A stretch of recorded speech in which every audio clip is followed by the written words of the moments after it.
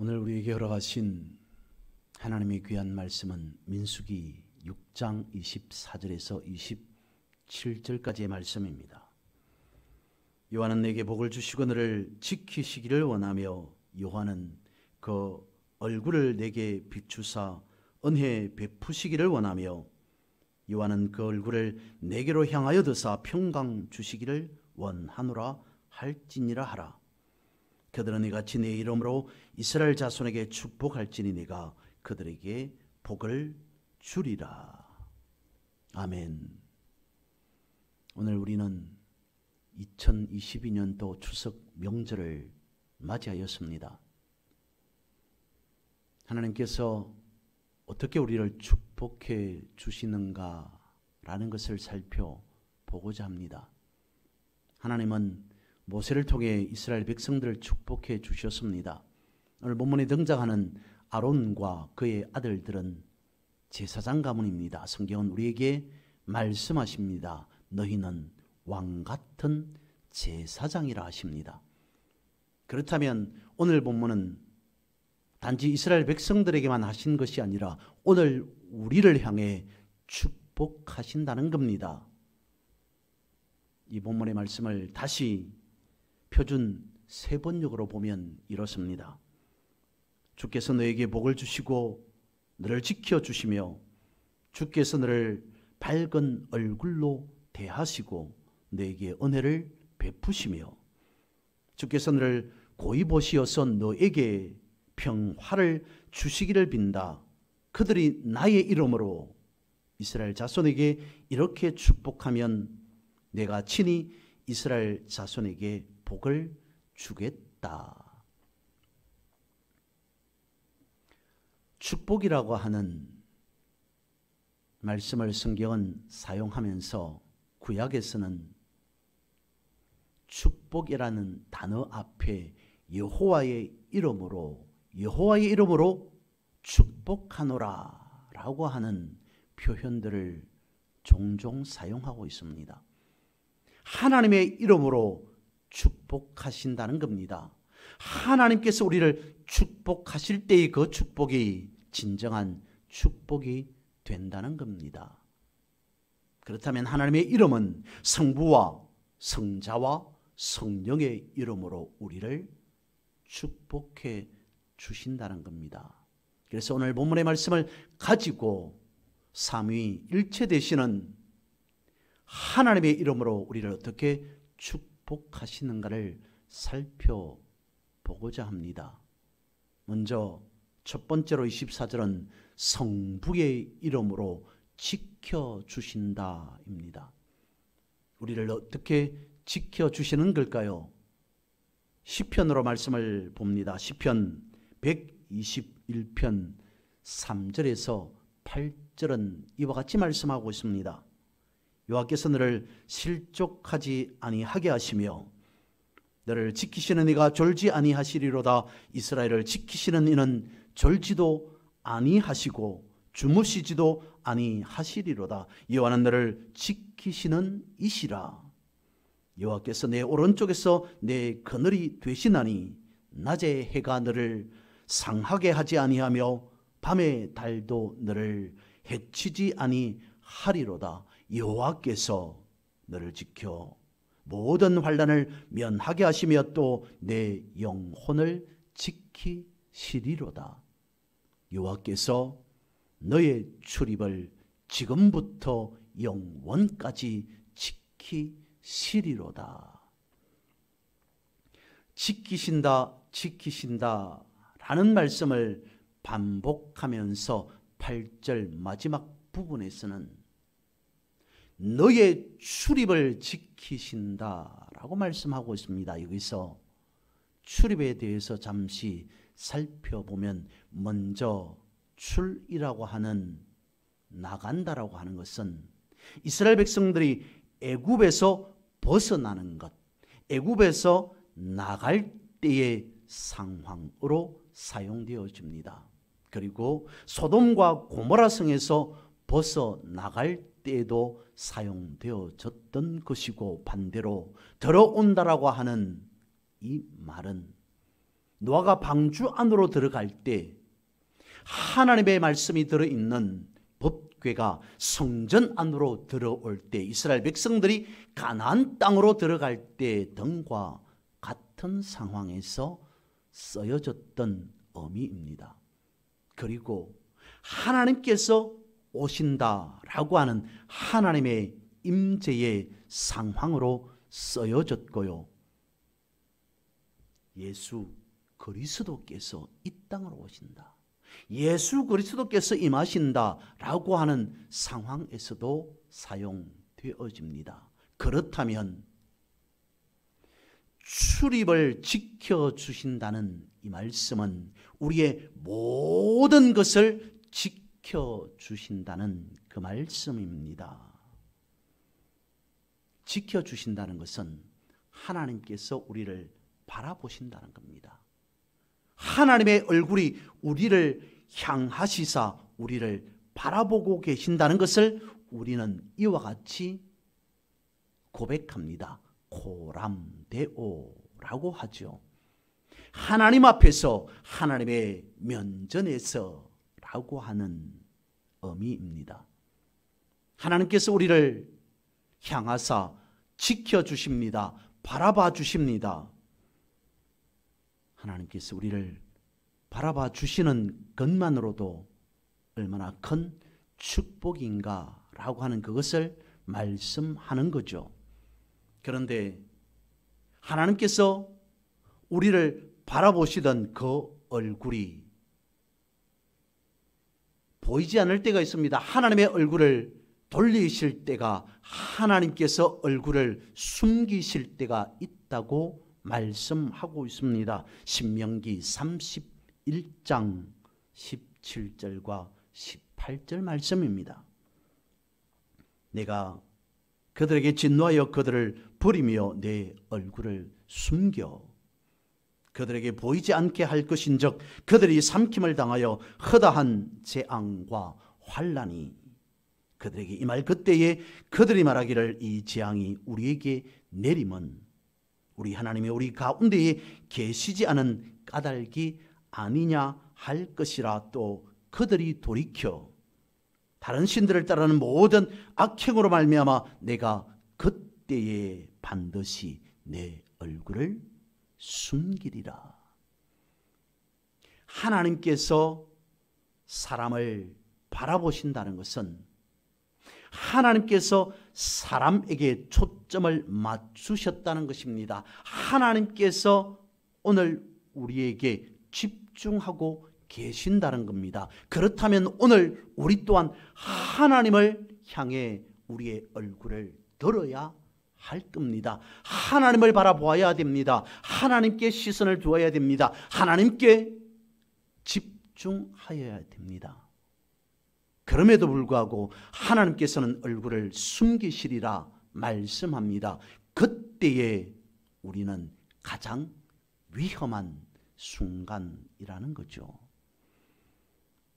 많은 사람들이 코로나로 인해 보고 싶은 얼굴들 제대로 보지 못한 채 살아가고 있습니다. 명절이 되었지만 만나고 싶은 일가 친척들을 제대로 만나지 못하는 그런 안타까운 상황 상태에 놓여 있기도 합니다. 사람을 오랫동안 제대로 보지 못할 때 흔히 이렇게 말합니다. 언제 우리 얼굴 한번 보자 라고 하죠.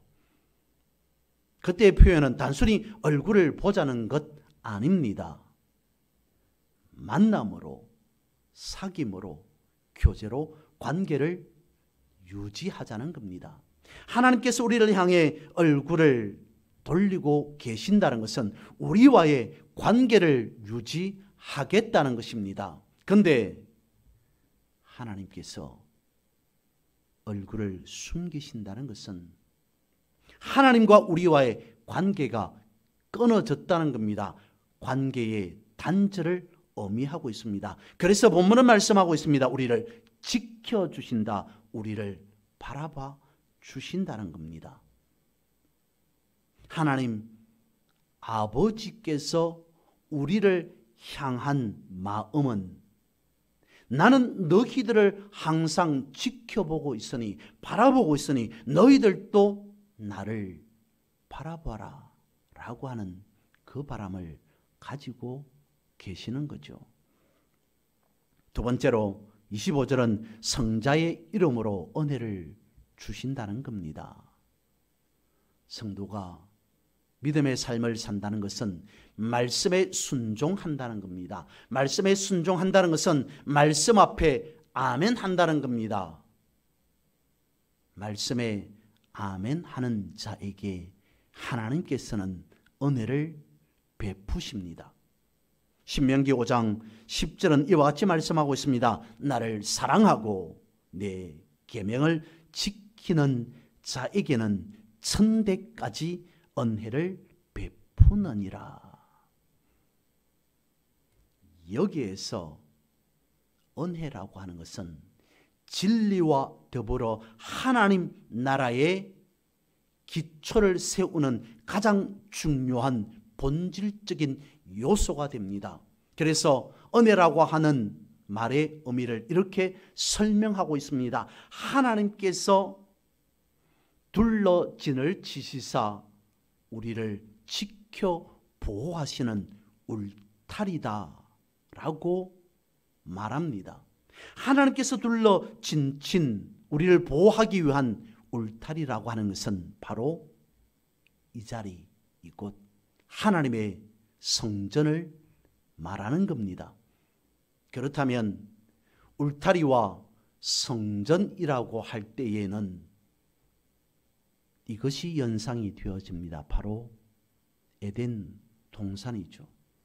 모든 것을 완벽하게 갖춘 에덴 동산으로 하나님께서 우리를 초청하신다는 겁니다. 우리를 보호하기 위해서, 우리에게 은혜를 주시기 위해서 에덴 동산으로 우리를 불러주시는 것이 은혜라고 하는 겁니다.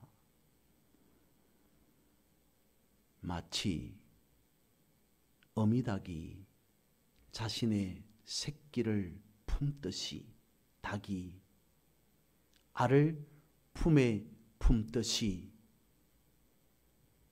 예수 그리스도께서 십자가를 지신 그 품으로 발로 우리를 지켜 보호하시는 것이 바로 은혜라는 것이죠. 그래서 십자가는 바로 우리의 보호의 울타리가 되는 겁니다. 주님께서 십자가상에서 흘리신 보혈은 우리를 정결케 하는 은혜, 바로 그 자체였습니다. 이보다 더 큰 은혜가 어디에 있겠습니까? 그러므로 우리는 늘 삶에서 은혜에 감사하는 아멘의 삶을 살아가야 할 것입니다. 세 번째로 26절은 성령의 이름으로 평강을 주신다는 겁니다. 평강은 구약으로 보면 샬롬입니다. 신약으로는 에이레네라고 합니다. 샬롬이라고 하는 것은 예루살렘 평화의 터전이라고 할 때에 바로 그 살렘이 샬롬이라는 겁니다. 화평, 평강이라는 말과 더불어서 모든 것이 갖춰져 있는 형통과 그리고 번영이라고 하는 의미로도 사용되어집니다. 모든 것이 갖추어져 있습니다. 화평합니다. 평강합니다. 형통합니다. 그것이 바로 샬롬이라는 것입니다. 그렇다면 이 샬롬이라고 하는 것은 모든 것이 형통하고 화평하고 갖추어져 있기에 회복이라고 하는 의미로 사용되어집니다. 하나님과 우리와의 관계가 온전하게 회복된 상태가 바로 샬롬이라는 겁니다. 그런 의미로 로마서 14장 17절은 이렇게 말씀하고 있습니다. 오직 성령 안에 있는 의와 평강과 희락이라 말씀하고 있습니다. 더불어서 성령의 9가지 열매를 말할 때도 평강이라 말하고 있습니다. 화평이라고 말씀하고 있습니다. 우리는 성령 안에서 살아가고 있습니다. 성령 안에서 사는 삶이 바로 샬롬의 삶, 인생이라는 거죠. 예전에 비해서 오늘 우리들은 풍요로운 상태에 살아가고 있습니다. 그런데 그 풍요로움이 물질적인 것으로부터 오는 풍요로움이라면 그것은 샬롬의 상태, 평강의 상태는 아닙니다. 샬롬이라고 하는 것은, 평강이라고 하는 것은 말씀드린 바와 같이 성령 안에서 누리는 은혜요 축복인 겁니다. 그래서 잠언서는 이와 같이 말씀하고 있습니다.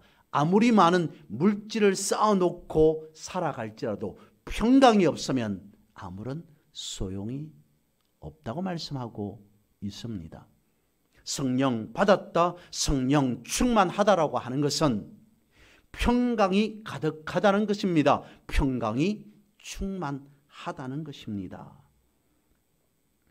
하나님은 우리를 항상 지켜주시고 은혜를 베푸시고 평강 주시기를 원하신다고 말씀하고 있습니다. 그러면서 본문 27절에서 말씀하시기를 내 이름으로 축복하리라 말씀하고 있습니다. 성부와 성자와 성령의 이름으로 우리에게 준비된 예비된 축복을 더하시리라 약속하고 있습니다. 오늘 추석 명절 하나님의 예비된 축복을 받아 누리는 주인공이 바로 여러분이 되시기를 주님의 이름으로 선포하고 축복합니다.